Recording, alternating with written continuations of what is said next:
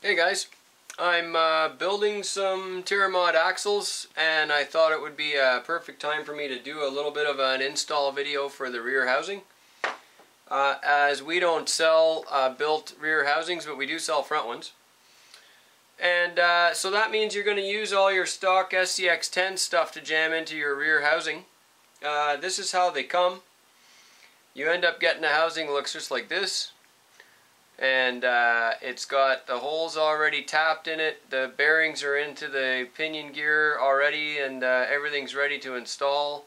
So the first step is just to have a look at it and make sure that you've got the bearings pushed in all the way in the front and inside the pinion. And then make sure you collect all your parts. You're going to need a pinion gear from your SCX10. You're going to need a center diff or locker with axial ring gear on there. You're going to need that to match up with the pinion gear depending on what your gear ratios are. Make sure you got that. You need 2 straight axles for the back. And you need to, out of the packaging for the rear diff, you need to collect the 2 bearings that are at the bottom of the packaging so you can use those on the outsides of the axle. And then you need the covers, the rear bearing covers.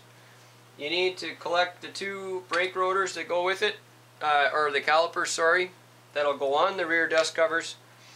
And then the first step for your assembly is actually to modify the axle, and I'll show you what I mean here in a second. So the 2 straight axles that come out of the SCX10, these jobbies have kind of like a seat on them right here, and I'll show you what I mean. You should be able to have a look at this in the video. You see how there's a seat right there? Right at the bottom of the flat there, pretty much right there. Well, you got to grind that off, because that seat is actually bigger around in a circle than the hole in the actual end of the thing. So I'll show you. So the hole in the end is actually smaller than this ring thing that's on the end of the axle, so you can't fit this in. Okay, you can try all day to fit that in there, but it won't actually go in because it's too big. And after you grind it off like this, then no problem. So you just have to grind that off, and then you can put the axle shaft in. So I ground off this one here. You can see it there. I ground off the one. I didn't grind off the other one yet. I'm going to do that right now. And then I can install these.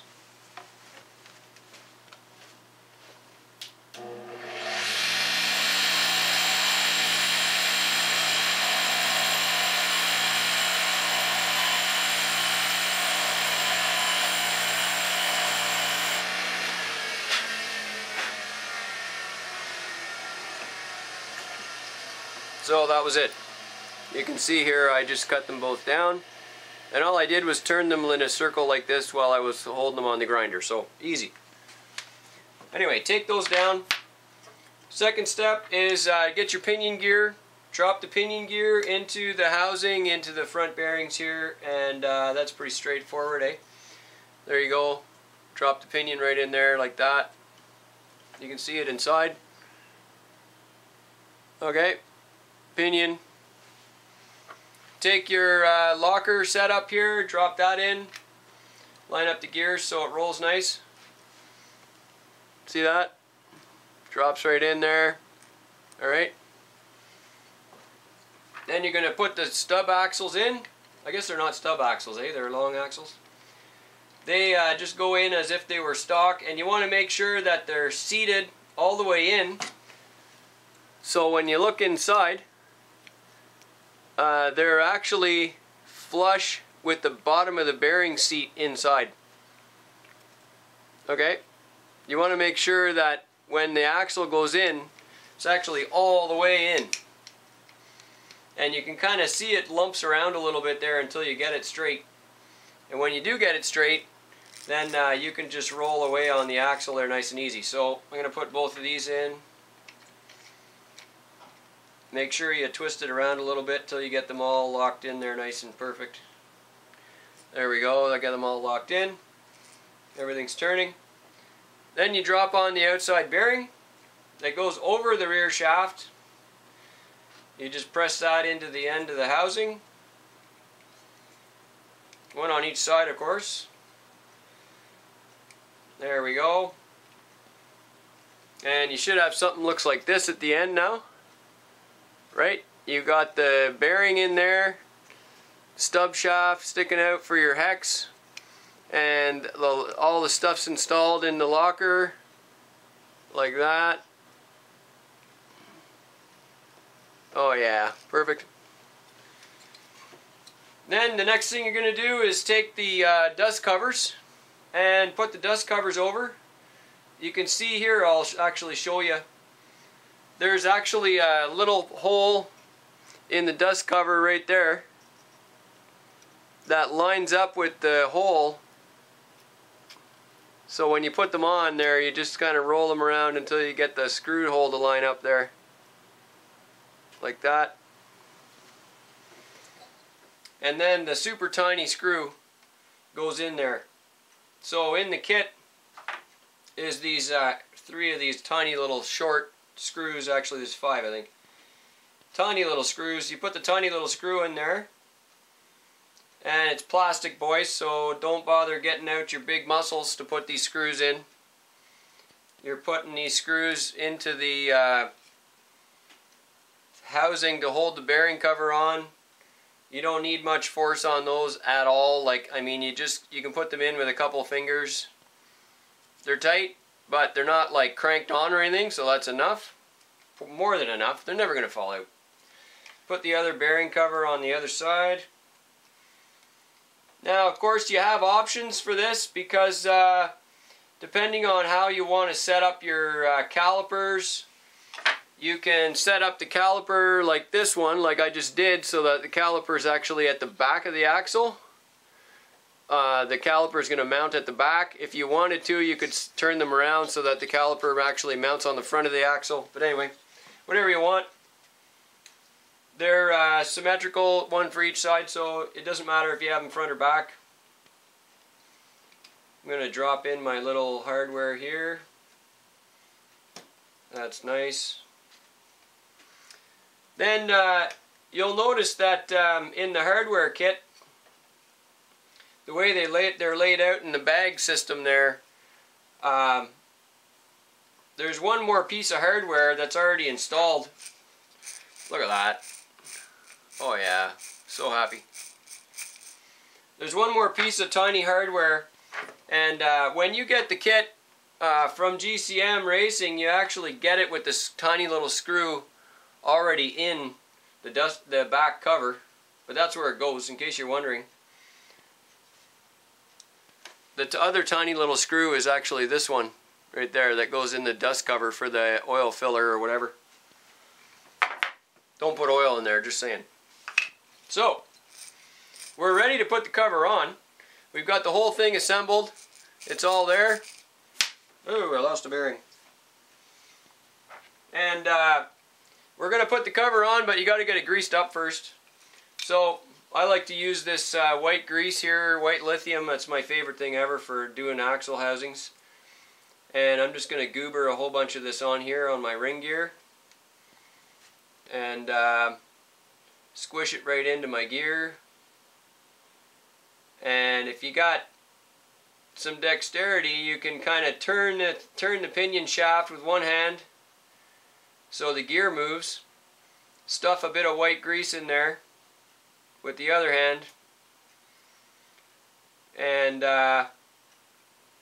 when you're all done, you kind of get one of these. Looks like this, you know, and then you can just turn it around there and it all flattens out nice. There you go. Look at that. Lubed up just like a gem. Then you can drop the cover on. The cover sits right over top of that whole mess, and it kind of actually clicks on a little bit kind of ends up looking like this. And boy, these are so black, you know, there's like no definition on the video. There we go. It just kind of sits in there. And then you drop in all the hardware around the outside. And same story with the hardware on the back cover. You don't need a lot of torque to put these on. You just drive them in there. They're already pre-threaded most of the way down. And when you get the screw head, whoopsie, show you this if I can. When you get the screw head turned down to the cover, it'll actually touch the cover, and then basically you're done. As soon as that touches the cover, you can feel the screw stop pretty much right away. The hole in the bottom of the housing is just the right size for the length of the screw plus the cover. So once you get the screw seated to the cover, you pretty much got to the bottom of everything. And you just keep going, add the rest of the hardware on there, and then this thing is ready to go. You can, at this point, if you want to, you can decide to do a little bit of decoration on it. You can paint the skid plate that's on the bottom of the axle housing. I like to do that. It gives it a bit of a definition there. You can use multiple colors of, multiple shades of gray or black or brown or whatever. You can put some rust, like that scale rust treatment that guys are using there for their scale trucks. You know, and the hardware kind of turns out like this. There's just enough hardware there to kind of give you an idea of what's going on, and works good. And that's it. I mean, that's all you're going to do. Now, I'm not going to finish that here and waste your time. So when you put the rotors on, the rotor, or the caliper, sorry, you can see the caliper here. It's got this kind of a dimple in it, and the dimple, of course, is for the brake pad. You can paint that up too. And then there's a slot all the way through. That's where the rotor goes. If you have a GCM wheel, that'll go right on. It's a direct fit. And then on the back of the caliper, there's these two holes. You can see the two holes there. Those two holes are what fits over top of this dust boot, the dust caliper, the dust cover here. So the way that this ends up attaching is, if I can get the camera to swivel out, here we go. So this thing is actually going to sit right over top of this, like this. That leaves you room for the rotor if you got a GCM wheel. And in the back there, you can just put in the two pieces of hardware right there. They go right through. The threads are actually on the dust cover. So you put the rotor on first, and then you would attach these with the little 1/4 inch hardware that they come with to drop the caliper over top. And then you go.